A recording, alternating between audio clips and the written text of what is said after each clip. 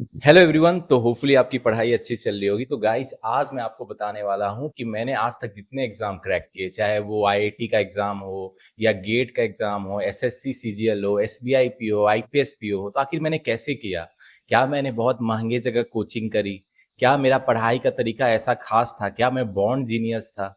तो गाइस देखो, ऐसा कुछ भी नहीं है। जितने मैंने मैक्सिमम एग्जाम क्लियर किए वो सेल्फ स्टडी के साथ क्लियर किया, ठीक है, without taking help of the coaching. Start में मैंने कोचिंग करी थी जब मैंने आईआईटी का एग्जाम क्रैक किया था, लेकिन उसके बाद मैंने जितना एग्जाम क्रैक किया, चाहे वो गेट का एग्जाम हो या एसबीआई पीओ हो या आईपीएस पीओ, जो फर्स्ट अटेम्प्ट में क्लियर किया, सारे सेल्फ स्टडी के साथ क्लियर किया, ठीक है।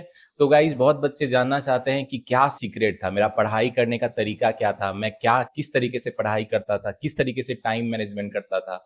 तो गाइज आज मैं आपको सारी स्टोरी बताने वाला हूं। तो ये जो स्टोरी है थोड़ी डिफरेंट है, और जो टॉपर्स की आप स्टोरी सुनते हो उससे थोड़ी डिफरेंट रहेगी, ठीक है। तो गाइज बिल्कुल स्टार्ट से स्टार्ट करते हैं। देखो गाइज, मेरी जो पढ़ाई हुई थी स्टार्ट में, मैंने आपको बताया हुआ है कि मैं बिहार के एक विलेज से हूँ, तो वहां पे मेरी पढ़ाई स्टार्ट हुई थी। तो मैंने बिल्कुल छोटे से स्कूल, उसका शायद मैंने फोटो भी आपके लिए पोस्ट किया था, वहां से पढ़ाई स्टार्ट करी, ठीक है। तो गाइज जब बचपन में था तो पढ़ाई से ज्यादा मतलब शैतानी में हम लोग को मन लगता था। तो जैसे गांव में रहते थे तो मतलब खेलते कूदते ज्यादा थे और पढ़ाई कम करते, ठीक है। तो पेरेंट्स ने उस समय थोड़ा सा ट्यूशन भी लगा दिया था और पढ़ाई करने के लिए स्कूल में भी दाखिला करा दिया, लेकिन फिर भी वहां पे खेलने कूदने में ज्यादा मन लगता था। उसके बाद गाइज हमारे पेरेंट्स ने शहर में पढ़ाई करने के लिए ले आया, क्योंकि आपको पता ही था आज से उस टाइम में उतना गांव में पढ़ाई करने की सुविधा नहीं थी, खासकर बिहार के विलेज में उतनी फैसिलिटी नहीं थी, इसीलिए मैं पटना आ गया। पटना में आने के बाद पूरा सिचुएशन चेंज हो गया। अब जो है यहाँ बदमाशी करने का उतना मतलब स्कोप नहीं रह गया था, ठीक है। तो अब पढ़ाई करना पड़ता था। तो मैं जब यहाँ पे स्कूल में आया तो फिर से मैंने पढ़ाई स्टार्ट करी। उसके बाद एक्चुअल में रियल पढ़ाई स्टार्ट हुई। गांव में भी पढ़ाई का थोड़ा बेस बन गया था, लेकिन रियल पढ़ाई पटना से स्टार्ट हुई। तो गाइज मैं पढ़ाई में ठीक था स्टार्ट में, उतना कुछ मतलब ऑल राइट था। ऐसा नहीं बोल सकता हूँ कि बहुत जीनियस था या मतलब बहुत ब्रेनी था। मतलब पढ़ता था, मार्क्स भी अच्छे आते थे। लेकिन जो चेंज हुआ था वो 8 क्लास में आने के बाद हुआ, ठीक है। तो गाइज मुझे याद है कि मैथ का एग्जाम था, ठीक है। तो मैं जब मैथ का एग्जाम दे के आया तो मतलब मैंने बहुत बुरा फील किया, खासकर जब एग्जाम का रिजल्ट आया और मैथ में मेरे 40s में मार्क्स थे, ठीक है। तो मुझे इतना दुख हुआ कि मतलब लिटरली मेरे आंख से आंसू आ गए, क्योंकि देखो मैथ में इतना कम स्कोर आने के बाद मैथ मुझे पसंद था उस समय, लेकिन मार्क्स मेरे ठीक ठाक आते थे। लेकिन वो जो 40 मार्क्स आया, क्वेश्चन का लेवल अच्छा था उस 8 क्लास के एग्जाम में, मुझे इतना बुरा लगा कि मुझे लगा कि मतलब जैसे होता है ना, it's like end of the world हो गया। आप लोग सोच रहे होगे 8 क्लास का तो एक मामूली एग्जाम था, लेकिन उस समय मेरे लिए वो बड़ी बात थी, ठीक है। तो गाइज उस समय मैं अपने एक ट्यूशन पढ़ता था टीचर से, मैथ की क्लास उनसे लेता था। तो बेसिकली मैं उन पे डिपेंडेंट था, लेकिन उस दिन मैंने डिसाइड किया कि अब है मैं अपने हाथ में लेता हूँ चीजों को। अब जो है मैथ पे मैं खुद वर्क करूंगा और अच्छा करूंगा, ठीक है। तो गाइज उसके वेरी नेक्स्ट एग्जाम में जो था एडवांस मैथ और मैथ दोनों में मैंने 90 से ज्यादा स्कोर किया, ठीक है। और उसके बाद मैंने कभी मुड़ के नहीं देखा, चाहे 8 9 10 क्लास, ग्रेजुएशन हो, 11 12 हो, पोस्ट ग्रेजुएशन हो, मैथ में मैंने हमेशा अच्छा स्कोर किया, ठीक है। तो वो एक टर्निंग पॉइंट था, वो जो मुझे इतना बुरा फील हुआ था 8 क्लास के बाद, तो उसके बाद मतलब मैंने और मैथ में दम लगाया। तो गाइज हम लोग बहुत बच्चे बोलते हैं कि हम लोग जो है पढ़ाई में एवरेज होते हैं, ठीक है। तो हम लोग एवरेज होते हैं, लेकिन ऐसा नहीं होता है कि हम लोग अच्छे नहीं बन सकते हैं। रिचर्ड फेनमैन एक अमेरिकन फिजिसिस्ट थे, उन्होंने कहा था कोई भी बॉर्न जीनियस पैदा नहीं होता है। हम लोग एफर्ट लगाते हैं, मेहनत करते हैं, और कंसिस्टेंट एफर्ट से हम लोग जो है मतलब बहुत कामयाब बनते हैं किसी भी सब्जेक्ट में या इन लाइफ इन जनरल, ठीक है। तो गाइज अब आता है सवाल कि मैंने जो इतने एग्जाम क्रैक किए, आईआईटी से मैंने आईआईटी क्रैक किया, एक्सटेंडेड मेरिट लिस्ट में था। उसके बाद मैंने ये स्टेट एंट्रेंस एग्जाम में टॉप 50 रैंक लाया था, ठीक है। और इसके अलावा मैंने गेट एग्जाम क्रैक किया, जो graduate aptitude test in engineering है, ठीक है, one of the toughest exam. IIT भी one of the toughest exam, उसको भी क्रैक किया। इसके बाद मैंने SBI PO, IPS PO clear किया। तो आखिर कैसे किया, क्या तरीका था मेरा? मैंने एसएससी सीजीएल का एग्जाम भी टायर 1 और टायर 2 क्लियर किया। तो मुद्दे की बात पे आते हैं। आप लोग सोच रहे होगे मेरे पढ़ाई करने का तरीका क्या था। तो गाइज देखो, जब मैं आईआईटी की प्रिपरेशन कर रहा था तो उस समय मैं सुपर 30, मैंने मतलब बताया आपको, उस समय मैंने सुपर 30 भी ज्वाइन किया था। तो आनंद सर जो टीचर थे, उनके पढ़ाने का तरीका इतना मतलब लाजवाब था कि वो मैथ के जो हार्ड से हार्ड टॉपिक को बिल्कुल सिंपल वे में पढ़ाते थे, ठीक है। तो उनके अप्रोच से जो मैंने सीखा, वही सीख मुझे आगे चल के बहुत सारे एग्जाम में एक्चुअली हेल्प करी कामयाब होने में, ठीक है। तो गाइज देखो, पढ़ाई करने के बहुत तरीके होते हैं। आप में से भी बहुत बच्चे पढ़ते हो, लेकिन जो तरीका बेस्ट तरीका होता है, कुछ टीचर ही वो बता पाते हैं। तो मुझे वो आनंद सर के थ्रू जनरली मतलब जानकारी मिली, जो भी मैथ के टफ टॉपिक थे। उस समय जैसे प्रोबेबिलिटी हुआ करती थी, कैलकुलस, ज्योमेट्री, मतलब बहुत टफ होता था मैथ, तो उनको वो इतना सिंपल वे में पढ़ाते थे। और गाइस आपको मैं बता दूं कि जब मैं मतलब 11 12 10th क्लास में था, तो मैं क्या करता था भाई, मैं जो है डिस्ट्रैक्शन से दूर रहने की कोशिश करता था। मेरा एक रूम था, ठीक है, उसमें एक टेबल था, एक चेयर था, और एक जो है नाइट लैंप, लाइट लाइट जो होता है वो था। तो मैं वहां बैठ के दिन भर पढ़ाई करता था। अब ये मैं नहीं बोलूँगा कि भाई मैं बहुत पढ़ाई करता था। घर में चाहे कोई भी मेहमान आए हो विलेज से या कहीं से, मैं अपना उस रूम में बंद करके पढ़ाई करता था। तो मुझे बहुत लोग बोलते थे कि ये बाहर क्यों नहीं निकलता है भाई रूम से, एंटी सोशल है क्या? मैं फैमिली फंक्शन या कोई जो फंक्शन होता है, उसमें भी नहीं जाता था। क्योंकि मेरा पढ़ाई में इतना अच्छा मतलब मन था, मैं पढ़ते रहता था। आई डोंट नो 8 से 10 घंटे भी लगातार पढ़ते रहता था, ठीक है? तो मतलब एक वो होता था कि बहुत बच्चे डिस्ट्रैक्शन में रहते हैं, सोशल मीडिया, मैं उस समय तो उतनी सोशल मीडिया थी भी नहीं, लेकिन जो भी थोड़े बहुत थे उससे मैं दूर रहता था। तो गाइज बहुत बच्चों की ये प्रॉब्लम होती है कि आजकल के टाइम में खासकर जब हम लोग का इंफॉर्मेशन का बहुत बाढ़ आ गया है, आपके पास कोई भी चीज फिंगर क्लिक पे अवेलेबल है, लेकिन डिस्ट्रैक्शन भी उसके साथ बढ़ गई है। लेकिन जब मैं पढ़ाई करता था, खासकर जब 10 11 12 के टाइम में, तो मैं बहुत मतलब फोकस होकर पढ़ाई करता था। चाहे वो केमिस्ट्री पढ़ रहा हूँ, फिजिक्स पढ़ रहा हूँ, खास और मैथ पढ़ रहा हूँ, तो और एंजॉय करके पढ़ता था। लेकिन जो आनंद सर के पढ़ाने का तरीका था सुपर 30 में, उसने सब चीज चेंज करा मेरे लिए, ठीक है। और मैथ के उनका जो क्वेश्चन होते थे, इतने खूबसूरत कंसेप्चुअल क्वेश्चन होते थे, वो खुद से बनाते थे, ठीक है। तो जनरली बहुत टीचर मैथ के होते थे उस समय, लेकिन जो आनंद सर की पढ़ाने का तरीका था, और मुझे याद है उनका जो बैच था उसमें 1000 ऑफ स्टूडेंट होते थे, ठीक है। उनका जो मैथ का टेस्ट होता था, तो उसके जो क्वेश्चन होते थे उसको सबको सॉल्व करना मतलब मुश्किल होता था, लेकिन मैं सॉल्व करता था, और मैं फर्स्ट भी करता था उतने बड़े बैच में, तो मुझे बहुत खुशी मिलती थी। तो उनके जो छोटे भाई है वो फोटो खींचते थे, और हीरो ऑफ द वीक की स्टार्ट हुई थी, मतलब जो भी फर्स्ट करता था उतने बड़े बैच में, उनकी जो फोटो को दीवार पे टांगते थे, ठीक है। तो मेरी भी फोटो टंगी थी, अगर आप लोग कभी जाओगे आर्चिव में देखोगे सुपर 30 का, तो मेरा भी फोटो होगा। लेकिन गाइज खैर ये तो हो गया। अब जो अब आती है कि मैंने एग्जाम आखिर कैसे क्रैक किए। आप में से बहुत लोग को लग रहा होगा कि मैं क्या इतना बॉन्ड जीनियस हूँ या क्या हूँ। एसबीआई पीओ, जिसको one of the toughest exam in India बोलते हैं, उसको मैंने आपको बताया हुआ है। मैंने उसको 3 मेंस दिए थे, तीनों क्लियर किए। 2 बार इंटरव्यू में पहुंचा था, मिस कर गया था थोड़े मार्जिन से, और तीसरे बार में फाइनली मैंने क्लियर किया। आईपीएस पीओ को फर्स्ट अटेम्प्ट में क्लियर किया, वो भी सेल्फ स्टडी के साथ, ठीक है। तो गाइज मेरा जो पढ़ाई करने का तरीका था, मैं ये कोशिश करता था कि अपना 100% दे पाऊं। अब ये बोलना जितना आसान है उतना मुश्किल है, ठीक है। तो गाइज आपको मैं इंटरेस्टिंग स्टोरी बताता हूं। जब मैं कम्पिटिटिव एग्जामिनेशन की प्रिपरेशन कर रहा था गेट के इस टाइम से ही, तो मेरा एक फ्रेंड होता था, ठीक है। तो हम लोग घूमने फिरने जाते थे बिफोर दैट एग्जाम। तो जब मैंने एग्जाम की प्रिपरेशन स्टार्ट करी, तो मैंने थोड़ा उस दोस्ती से थोड़ी मेरी कट हो गई। उससे मतलब अपना कांटेक्ट मैंने कम कर दिया, क्योंकि हम लोग कभी भी घूमने चले जाते थे, लेकिन मैं चाहता था पढ़ाई पे फोकस करना, ठीक है। तो मैंने फ्रेंड से भी कट करी। और जनरली बच्चे उस समय फेसबुक यूज करते थे, इंस्टाग्राम यूज करते थे, व्हाट्सअप यूज करते थे, टेलीग्राम यूज करते थे। मैं कोई भी सोशल साइट यूज नहीं करता था, ठीक है। मैं बस पढ़ाई पे फोकस करता था। तो गाइस आजकल के टाइम में क्या है, जनरली अगर आप सुबह में स्टार्ट मतलब दिन की शुरुआत करते हो, तो क्या करते हो, फोन लेते हो। और फोन में सबसे पहले जो है, जैसे यूट्यूब के शॉर्ट्स देखते हो या इंस्टा के रील स्क्रॉल करते हो, तो उसमें आपको कुछ दिखता है। मान लो आपका कोई फ्रेंड है, उसने अपनी कोई पोस्ट करी है, मतलब कि उसने कार ले ली है, घर ले लिया है, नया जॉब मिल गया, वो अपना सैलरी अलाउंस का बताता है कि इतना मिल रही है, तो बच्चे डिमोटिवेट हो जाते हैं, ठीक है। तो अब वो दिन भर उसी के बारे में कंपेयर करते रहते हैं, अपने आप को लो फील कराते हैं, डिमोटिवेट फील करते हैं। तो गाइज देखो, आजकल के टाइम में जो माइंडसेट है, मतलब पॉजिटिव माइंडसेट रहना ही सबसे बड़ी मुश्किल चीज है, ठीक है। ये सबके साथ हो सकता है। तो गाइज मेरा ये कहना है, सुझाव जो है, इतने एग्जाम जो मैंने क्लियर करे हैं, और मेरा पढ़ाई करने का तरीका था, ऐसा कुछ नहीं था। बस मैं ये सोचता था कि अगर मैं दिन की शुरुआत कर रहा हूं, तो अपना 100% कैसे मैं दे पाऊं, ठीक है। क्योंकि देखो, मैं तो ठीक ठाक स्टूडेंट था, लेकिन जो फोकस के साथ पढ़ाई करता था, उसी ने मुझे सक्सेस दिलाई। और जो कॉन्फिडेंस मुझे अपने आप पे था, और ऐसा भी नहीं है कि मतलब स्टार्ट से कॉन्फिडेंस था, ये बिल्डअप हुआ कॉन्फिडेंस। जैसे जैसे मैं आगे बढ़ते गया लाइफ में, वैसे वैसे मुझे कॉन्फिडेंस आते गया, ठीक है।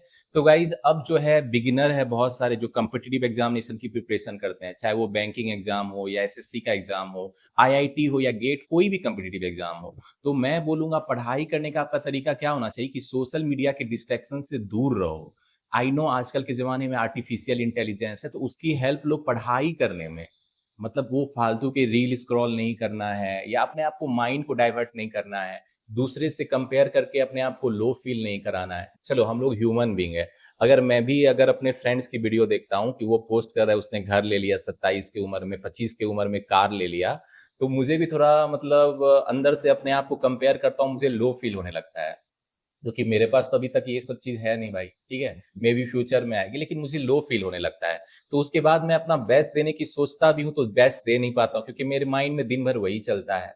तो ये स्टूडेंट के साथ भी होता है, आप लोग के साथ, आप लोगों ने गलती से कोई रील देख ली या पोस्ट देख लिया जिसमें कोई बच्चे आगे बढ़ गए, और आप अपने आप को कंपेयर करके डिमोटिवेट करा के कॉन्फिडेंस नहीं ला पाते हो। अब आपका दिमाग में पढ़ाई के अलावा सारी चीज घूमती है, बस पढ़ाई नहीं होती है, ठीक है। तो गाइज ये बोलना आसान है, लेकिन मैं हमेशा कहता हूँ दिन के शुरुआत में कभी भी सोशल मीडिया पे कुछ भी नहीं देखो, माइंड क्लियर रखो, अपने आप पे कॉन्फिडेंस रखो। अब सवाल है कॉन्फिडेंस कैसे आएगा भाई, तो गाइज उसके लिए भी मैं आपको रास्ता बताता हूँ। देखो, आपकी जो भी छोटी अचीवमेंट है, मान लो आपने जो है कोई मॉक में अच्छा स्कोर किया, ठीक है, या आपने जो है एक पर्टिकुलर डे में अपना 100% दिया, आपको अंदर से फील अच्छा आ रहा है कि मैंने आज बहुत मेहनत की, तो उससे जो है कॉन्फिडेंस बिल्डअप करो, each day every day confidence build up करो। और मेरा एक और तरीका है कि आप अपने माइंड को भरोसा दिलाओ कि मुझे अपने आप पे भरोसा है, ये बहुत जरूरी है, ठीक है। तो आप अगर लैपटॉप या कंप्यूटर के सामने कुछ लिख के रख लो कि मैं एसबीआई पीओ क्लियर करूंगा, मैं आईपीएस पीओ क्लियर करूंगा, आप जो भी एग्जाम दे रहे हो, आईआईटी गेट मैं क्लियर करूंगा, और आप अपनी जो छोटे अचीवमेंट है उसको भी लिख के वहां पे रखो, इससे आपको रिमाइंडर आते रहेगा कि मुझे अपने आप पे भरोसा है। तो गाइज बहुत लोग इस विजुअलाइजेशन को नहीं कर पाते हैं, ठीक है। गाइज एक मुझे एक स्टूडेंट की मतलब बात याद आ गई, उसने मुझे एक मैसेज किया था, ठीक है। तो आर्टिफिशियल इंटेलिजेंस का जमाना है, तो उसने मुझे अपना एसबीआई पीओ का आईडी कार्ड के साथ एक अपना फोटो भेजा। तो भाई आजकल आर्टिफिशियल इंटेलिजेंस के जमाने में ऐसा भी हो सकता है, आपने बिना एग्जाम क्लियर ही किए ही आप उस मतलब जॉब की आईडी कार्ड पहन के आपकी फोटो आ जाएगी। लेकिन गाइज मुझे अच्छा लगा ये, क्योंकि वो विजुअलाइज कर रही है कि उसने एसबीआई पीओ क्लियर कर लिया है, उसने अपना आईडी कार्ड लगा के फोटो भी बनाया। तो मुझे लगता है आप भी ये करो, जो एग्जाम आप क्रैक करना चाहते हो, इमेजिन करो आपने एग्जाम क्लियर कर लिया है, ठीक है, और उसका हो सकता है तो एआई का जो फोटो जनरेट करके अपने वॉलपेपर पे लगा लो, हर दिन उसको देखो, विजुअलाइज करो कि मैंने एग्जाम क्लियर कर लिया है, और मतलब इस तरीके से आपको पॉजिटिव रीइंफोर्समेंट आएगी। तो गाइस देखो, हमारा जो ब्रेन होता है ये बिलीव करता है, तो अगर आप कामयाब हो जाओगे, अगर आप भरोसा कर रहे हो तो वो भी भरोसा करेगा, आपके अंदर का जो ब्रेन है वो भी सोचेगा कि एग्जाम क्लियर हो जाएगा, तो वो अपने तरफ से जो एफर्ट लगाना वो भी अपने तरफ से एफर्ट लगाएगा। और इसका उल्टा भी होता है, जब आप निगेटिव सोचोगे तो आपके अंदर का जो सिस्टम है वो भी निगेटिव सोचेगा, तो वो आपको ऐसा रास्ता दिखाएगा जो आगे जाके रोड ब्लॉक हो जाता है। तो दोनों तरीका होता है, अगर पॉजिटिव सोचोगे तो पॉजिटिव होगा, निगेटिव सोचोगे तो निगेटिव होगा। तो मेक श्योर ये विजुअलाइजेशन करो, पॉजिटिव थिंकिंग करो, अपने सामने कुछ लिख के रखो जो आपको भरोसा दिलाए कि एग्जाम क्लियर कर सकते हो। Every day, day in day out, ये आपको हमेशा करना है। आपको जो है अपने दिमाग को भरोसा दिलाना है कि आप कोई भी एग्जाम क्रैक कर सकते हो, आपको कोई नहीं रोक सकता है। अब बोलोगे इतना आसान है क्या, बहुत बच्चे बोलेंगे कि भाई हम लोग सिंपल मिडिल क्लास फैमिली से हैं, हम लोग को जल्दी जॉब चाहिए, पेरेंट्स बोल रहे हैं कि भाई ये लास्ट मौका है, इसके बाद नहीं हुआ तो भाई सोच लो, तो इतना आसान है क्या। अब बहुत गर्ल बोलेगी भाई हमको अल्टीमेटम मिला, 1-2 साल शादी होने वाली है, तो हमको प्रेशर आ रहा है, हम लोग अपना एफर्ट नहीं दे पा रहे हैं, और आप इतनी बड़ी बड़ी बातें कर रहे हो। तो गाइस जब सिचुएशन लाइफ में चैलेंजिंग होती है तभी तो हम लोग को और स्टेप अप करना चाहिए, ये मेरा तरीका है कि जितनी आपकी सिचुएशन चैलेंजिंग है तो उतना आप आगे बढ़ने के लिए उतना दम लगाओ, ठीक है। और ये पॉजिटिव रीइंफोर्समेंट विजुअलाइजेशन आगे की करो कि मैं कामयाब हो जाऊंगा, और हर दिन अपने आप को लिख के रखो पॉजिटिव पॉजिटिव चीजें, ठीक है। और सोशल मीडिया को स्क्रॉल मत करो जिससे निगेटिविटी अंदर आए ही नहीं, क्योंकि ऐसा होना लाजमी है। अगर मैं सोशल मीडिया देखूंगा तो कुछ ना कुछ पोस्ट मिल जाएगा जिससे मैं अपने आप को कंपेयर करूंगा, मेरे साथ भी ऐसा होता है। और जब मैं कंपेयर करता हूं तो भाई मुझे एफर्ट लगाने का कुछ भी मन नहीं करता, मैं बस दिन भर सोचता हूँ कि मैं ऐसा क्यों, जबकि मेरी एक्लेस में जो मतलब थोड़ी मैंने ठीक है कामयाबी हासिल की है जिंदगी में बाय गॉड ग्रेस, लेकिन फिर भी मुझे लगता है कि भाई मैं कंपेयर करने लगता हूं तो मुझे लगता है मैंने कुछ किया ही नहीं है। तो आप लोग के साथ तो ये और ज्यादा होता होगा। इसीलिए पढ़ाई की शुरुआत करो विद द क्लियर माइंडसेट, आपको जो अचीव करना है बिल्कुल फोकस रखो, ठीक है। और जो है ये जो मैंने बताया कुछ कुछ पेज में लिख के रखो आप कि मैं एसबीआई पीओ क्लियर करूंगा, आईपीएस पीओ क्लियर करूंगा, SBI clerk, IPS clerk, GATE, IIT, उसको लिख के रखो लैपटॉप के पास में, उसको देखते रहो दिन भर में, ठीक है। और जो छोटी छोटी आपकी एकम्प्लिशमेंट है, जो मतलब एफर्ट लगाते हो, तो उसको भी लिखो कि मैंने ये एफर्ट लगाया। तो उससे आपको अंदर पॉजिटिव फीलिंग आएगी और ये जो एनर्जी निकलती है यही आपको कामयाब बनाती है। तो मेरा जो रीजन था, मैंने बहुत बच्चों को बोला है कि मैंने एसबीआई पीओ बहुत कम दिन में क्रैक किया है, मतलब 15 डेज में क्रैक किया है। आपको मैंने 3 बार एसबीआई पीओ दिया था, 2 बार इंटरव्यू में पहुंचा, 1 बार क्रैक किया। तो ऑन एवरेज मैंने 1 महीने दिए, तीनों एग्जाम को मिला के एवरेज बोलूं तो। आईपीएस पीओ मैंने 2-3 महीने में सेल्फ स्टडी के साथ क्रैक किया। गेट एग्जाम जो है, मेरे फ्रेंड जो थे दिल्ली गए थे पढ़ाई करने के लिए, लेकिन मैंने सेल्फ स्टडी से क्लियर किया 3-4 महीने में। तो इसका रीजन ये था कि जब मैं पढ़ाई करता था तो जो भी अपने रूम में पढ़ता था बिल्कुल फोकस होके पढ़ता था। माइंड मेरा थोड़ा बहुत इधर उधर जाता था, लेकिन मोस्टली मैं फोकस रखता था, अपने आप पे भरोसा था कि कुछ भी हो जाए एग्जाम क्लियर करके रहूंगा। तो यही भरोसा ने मुझे सारे एग्जाम, जितने मैंने एग्जाम क्लियर किए, वो मुझे मतलब कामयाबी दिलाई। ठीक है, तो गाइज मैंने सोचा आपके साथ ये शेयर कर लूं, क्योंकि बहुत बच्चे, आप लोग टैलेंटेड हो, कैपेबल हो, लेकिन आपको पता नहीं है कि कौन सी चीजों से हमको दूर रहनी चाहिए, कौन सी चीजों को करनी चाहिए जिससे एग्जाम क्लियर करे। तो ये जो होता है अपने आप पे कॉन्फिडेंस बिल्डअप करना और सोशल मीडिया के डिस्ट्रैक्शन से दूर रह के माइंड को क्लियर रखना, ये बहुत बड़ी चीज है। बच्चे इसको इग्नोर करते हैं। पॉजिटिव माइंडसेट रखना इतना आसान नहीं है। तो अगर आप ये कर लोगे तो आधा जंग आप अभी ही जीत जाओगे। ठीक है, तो गाइज जो भी मैंने एग्जाम क्लियर किया, ठीक है मैंने मेहनत करी, लेकिन मेरा जो माइंडसेट क्लियर था, मैं 100% देने की कोशिश करता था और मैक्सिमम टाइम अपना 100% देता था। अपने आप पे भरोसा करता था। Every time I go to study, मैं विजुअलाइज करता था कि मैंने ये एग्जाम क्लियर कर लिया। ठीक है, कभी निगेटिव थिंकिंग भी आती थी, लेकिन निगेटिव थिंकिंग को दूर भगा के मतलब मैं एफर्ट लगाता था। तो अगर आप कोई भी बैंकिंग एग्जाम, कम्पिटिटिव एग्जाम की प्रिपरेशन कर रहे हो, तो आज से ही जो डिस्ट्रैक्शन है उससे दूर रहो, अपने आप पे भरोसा करना सीखो। और ये जो विजुअलाइजेशन मैंने बताया कि आगे के बारे में सोचो कि आप कामयाब हो गए हो, आप जो है लोग आपको बधाई दे रहे हैं, आप अपना ब्रांच में बैठ के ब्रांच मैनेजर हो। ठीक है, इवन दो ब्रांच मैनेजर को बहुत चैलेंजेस होती है, चैलेंजेस की मत सोचना, बस सोचो कि आप जो है मतलब आपको बहुत सारी मतलब फैसिलिटीज मिल रही है, बहुत लोग आपकी रिस्पेक्ट कर रहे हैं, जो कि सच बात है, आगे चल के ऐसा होगा ही। तो ये जो पॉजिटिव जो इन्फ्लुएंस है आपके जो एफर्ट को और बढ़ाएगा। मतलब जैसे आप मान लो 100% एफर्ट लगाओगे, तो आप हो सकता है मोर देन 100% एफर्ट लगाओगे, और यही एफर्ट बाद में आपको सक्सेस दिलाएगी। ठीक है, तो गाइज होपफुली ये जो मेरी स्टोरी थी, मतलब स्टोरी बेसिकली एक तरीके से आपके लिए सजेशन है। जो भी बच्चे बिगिनर हैं, रिपीटर हैं, जो मतलब सही तरीके से पढ़ाई नहीं कर पाते, पढ़ाई सभी करते हैं, लेकिन पढ़ाई करने का सही तरीका क्या है ये बहुत लोगों को नहीं पता है। तो आजकल के जमाना में जब इतना social media, artificial intelligence, information का बाढ़ आ गया, तूफान आ गया है, तो भाई इससे फायदा तो है, नुकसान भी है। ठीक है, इतना ज्यादा जो इन्फॉर्मेशन आता है, हम लोग डिस्ट्रैक्शन जो है इजीली हो जाता है। कितना बार ऐसा हुआ है कि आप पढ़ाई करने बैठे हो और जो है रील स्क्रॉल कर रहे हो, पोस्ट देख रहे हो, या आपका कोई मैसेज व्हाट्सएप पे आवाज हो रहा है। मैं कहता हूं जब भी पढ़ाई करने बैठो, फोन को मतलब साइड करके साइलेंट मोड में रखो या स्विच ऑफ ही कर दो। आपको जो है देश दूर किसी चीज से मतलब नहीं होना चाहिए, मुझे बस पढ़ाई करना है, तो बिल्कुल फोकस के साथ, बिल्कुल फोकस। तो इतना आसान नहीं है ये करना, लेकिन मैं बताता हूँ ये हैबिट बनाओ। हर दिन हैबिट बनाओ, 1 दिन 2 दिन।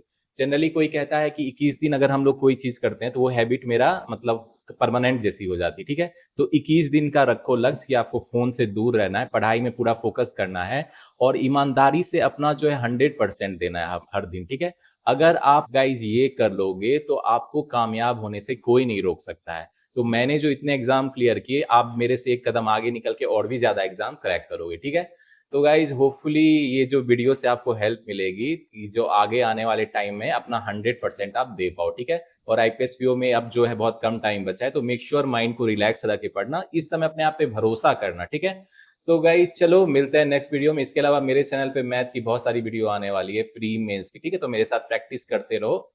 और मैंने जो आनंद सर से पढ़ा था, पढ़ाई मैथ पढ़ाने का बेस्ट तरीका, जिन्होंने मुझे पढ़ाया उतने अच्छे तरीके से कि इतना टफ कॉन्सेप्ट जो था मैथ का, इसको सिंपल वे में पढ़ाया। तो मेरा भी मैथ पढ़ाने का वही तरीका है। ठीक है, अपने वे में ऑब्वियसली, लेकिन मैं चाहता हूं जो मतलब क्लर्क एग्जाम की भी प्रिपरेशन कर रहे हैं, वो जो मेरे पीओ मेंस के वीडियो है उससे पढ़ के वो भी अच्छा कर ले। ठीक है, तो मेरे मैथ की वीडियो को देखना, उसका जो अप्रोच है उससे सीखना, कितना सिंपल वे में मेंस के टफ से टफ क्वेश्चन को भी हम लोग इजीली सॉल्व कर लेते हैं। ठीक है, तो गाइज होपफुली जो भी मैं मैथ की वीडियो लाता हूँ वो आपको हेल्प करेगी सारी कंपिटिटिव एग्जामिनेशन में मतलब क्लियर करने में, क्योंकि मेरा जो रियल गेम चेंजर था मैथ में था। मैथ में मैंने अच्छा किया, उसके बाद सारे सब्जेक्ट अपने आप अच्छे हो जाते हैं। ठीक है, तो मैथ जो था सेंटर था, कोर था, जिसके कारण मैंने इतने जो है competitive examination, one of the toughest examination in India, चाहे वो आईआईटी हो या गेट हो या एसबीआई पीओ, जिसको लोग बहुत कम्पिटिटिव एग्जाम बोलते हैं, आईपीएस पीओ, सारे एग्जाम मैंने क्रैक किए। ठीक है, तो आप लोग भी कर सकते हो। तो होपफुली ये जो नॉलेज मैंने आपके साथ शेयर किया है,